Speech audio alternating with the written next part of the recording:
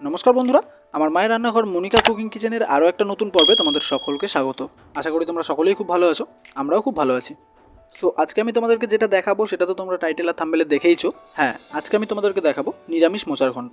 কী করে তোমরা খুবই কম সময়ে আর কোনো রকম ঝুটঝামেলা ছাড়া বাড়িতে বানিয়ে ফেলতে পারবে এই মোচার ঘন্ট, সেটাই আজকে আমি তোমাদেরকে দেখাবো।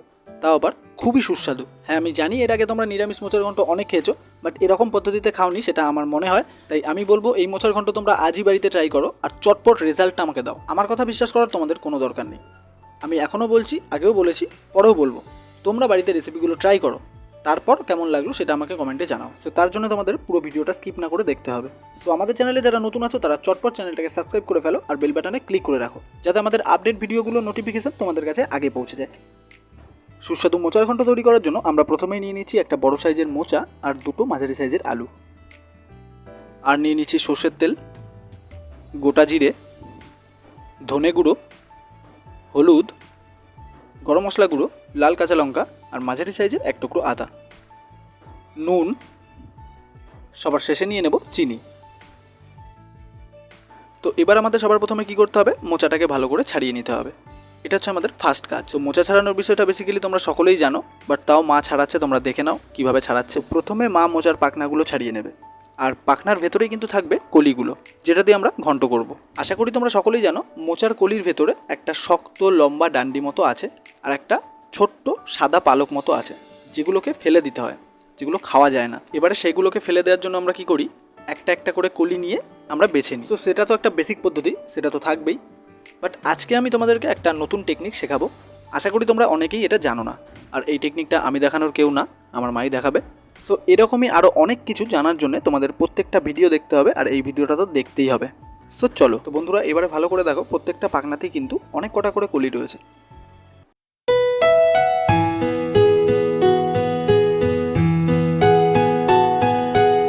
তো এবারে তোমাদের যে টেকনিকটার কথা বলছিলাম সেটা ভালো করে দেখো। এইভাবেও তোমরা কেটে নিতে পারো, এগুলোই সেই শক্ত ডান্ডিগুলো। আশা করি তোমরা ভালো করে দেখতে পাচ্ছ। তো এগুলোকেই মা বটির সাহায্যে কেটে ফেলে দেবে। একবারে ধরো 5-6টা হয়ে গেল, তাতে সময়টা কম লাগবে। যদি তোমাদের হাতে সময় কম থাকে বা তাড়াহুড়ো রান্না হয়, তাহলে তোমরা এই টেকনিকটা অ্যাপ্লাই করতে পারো। এতে খুব তাড়াতাড়ি মোচার কলিগুলো থেকে শক্ত ডান্ডিগুলো ছাড়ানো হয়ে যায়। সো ভালো করে তোমরা দেখে নাও মা কী করে ছাড়াচ্ছে। এটা দেখে যতটা সহজ মনে হচ্ছে, ততটা কাটার সময় কিন্তু সহজ হবে না। সো মোচার কলি থেকে ডান্ডিগুলো বের করা হয়ে গেলে একদমই ছোট ছোট করে কুচি কুচি করে কেটে নিতে হবে মোচার কলিগুলোকে। এবারে দেখো মা একটা কলির থোকা হাতে নিয়ে নিয়েছে। তোমরা হয়তো অনেকেই বুঝতে পারছো না শক্ত ডান্ডিগুলো কোনটা, সেটা বোঝানোর জন্য মা তোমাদেরকে দেখিয়ে দেবে। দেখো, এগুলোকে তোমরা চাইলে বটি দিয়েও কেটে নিতে পারো বা হাত দিয়েও ছাড়িয়ে নিতে পারো।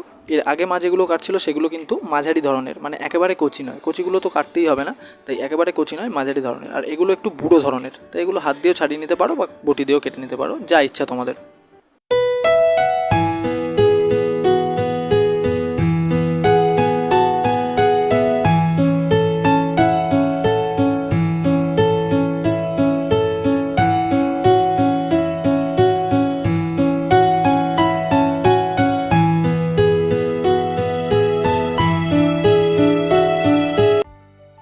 তো শুরুতেই তোমাদেরকে দুটো মাঝারি সাইজের আলু দেখিয়েছিলাম, সেই আলু দুটোকেও একটা পারফেক্ট সাইজে কেটে নেব।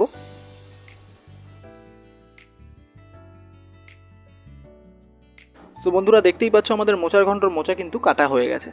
আশা করি তোমরা দেখে বুঝতেই পারছো যে মা কতটা ছোট ছোট করে মোচাগুলোকে কেটে নিয়েছে। তো এবারে কি করব, কেটে রাখা মোচার কলিগুলোকে ভালো করে জলে ধুয়ে নেব। তার জন্য একটা পাত্রে জল রেখেছি, তাতে ঢেলে দেব, তারপরে ভালো করে ধুয়ে নেব।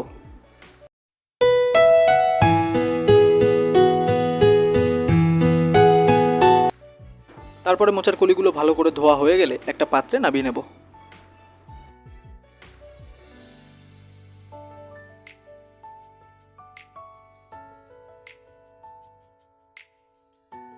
এবারে চলে এলাম ওভেনে।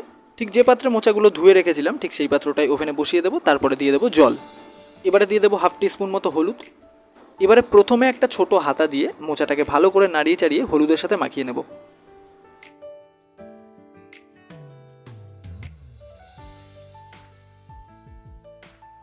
এবারে দিয়ে দেবো 1/2 টিস্পুন মতো নুন।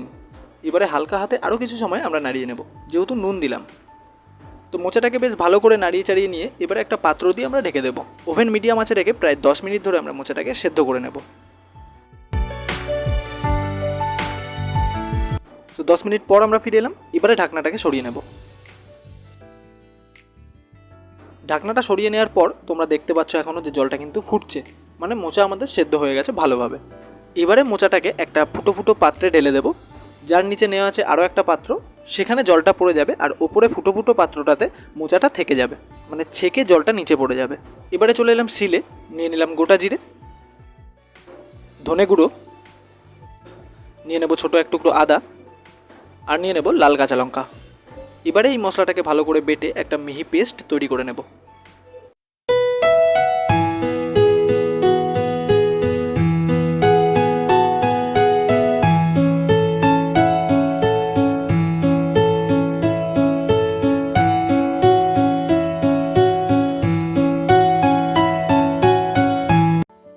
সো আমাদের মশলা বাটা হয়ে গেছে। এবার একটা পাত্রে মশলাটাকে নামিয়ে নেব। এবারে চলে এলাম ওভেনে, আর ওভেনে কড়াইটা বসিয়ে দেব। এবারে কড়াইয়ে সর্ষের তেল অ্যাড করব।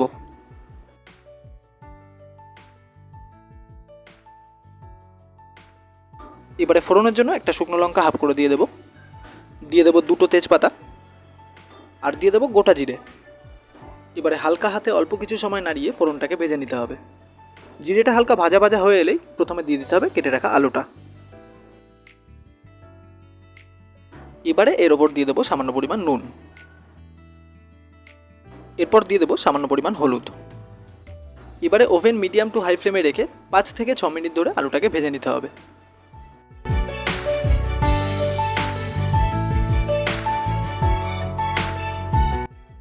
এবারে আমরা চলে এলাম মোচার থালাতে, যেখানে আমরা মোচাটাকে জল ঝরতে দিয়েছিলাম।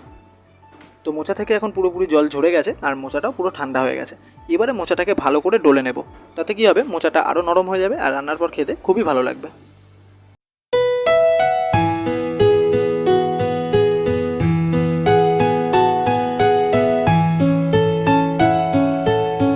তো পুনরায় আমরা আবারও কড়াই চলে এলাম। আমাদের আলুটা তো ভাজা বসানোই ছিল, ততক্ষণ আমরা মোচাটা ডলে নিলাম। 5 থেকে 6 মিনিট আলুটাকে ভালো করে ভেজে নেওয়ার পর এবারে আমরা আলুতে অ্যাড করে দেবো বেটে রাখা মশলাটা।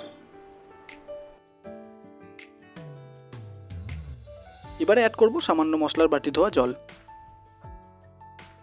দিয়ে দেবো সামান্য পরিমাণ নুন, দিয়ে দেবো সামান্য পরিমাণ হলুদ,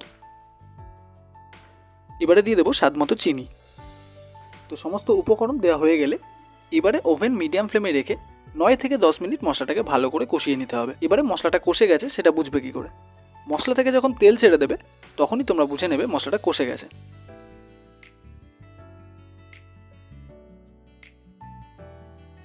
ওভেন মিডিয়াম ফ্লেমে রেখে প্রায় 9 থেকে 10 মিনিট মশলাটাকে ভালো করে কষিয়ে নেওয়ার পর তোমরা দেখতেই পাচ্ছ এই পর্যায়ে মশলা থেকে কিন্তু তেল ছেড়ে দিয়েছে। মশলাটা খুব সুন্দরভাবে ফুটছে আর খুব সুন্দরভাবে তেল ছেড়ে দিয়েছে, মানে বুঝে নিতে হবে মশলাটা আমাদের কষে গেছে। ঠিক এই পর্যায়ে কড়াই দিয়ে দিতে হবে সেদ্ধ করে রাখা মোচাটা।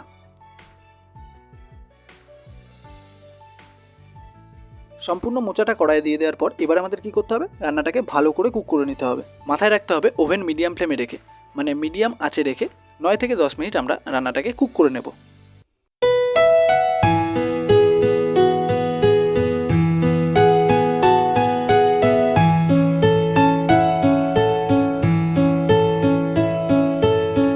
কিছু সময় রান্নাটাকে নাড়িয়ে চাড়িয়ে নেওয়ার পর, মানে 5 থেকে 6 মিনিট রান্নাটাকে ভালো করে নাড়িয়ে চাড়িয়ে নেওয়ার পর এবার আমরা অ্যাড করে দিলাম গাওয়া ঘি। ঠিক একই সাথে আমরা কড়াইয়ে অ্যাড করে দেবো গরম মশলা গুঁড়ো। এবারে আরও 3 থেকে 4 মিনিট রান্নাটাকে ভালো করে নাড়িয়ে চাড়িয়ে কুক করে নিলেই কিন্তু তৈরি হয়ে যাবে আমাদের মোচার ঘন্ট।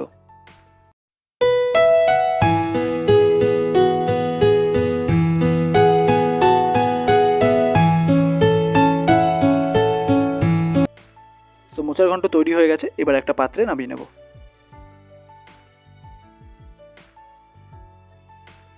সো ফাইনালি আমাদের মোচার ঘন্ট গরম গরম ভাত দিয়ে খাওয়ার জন্য একদমই তৈরি।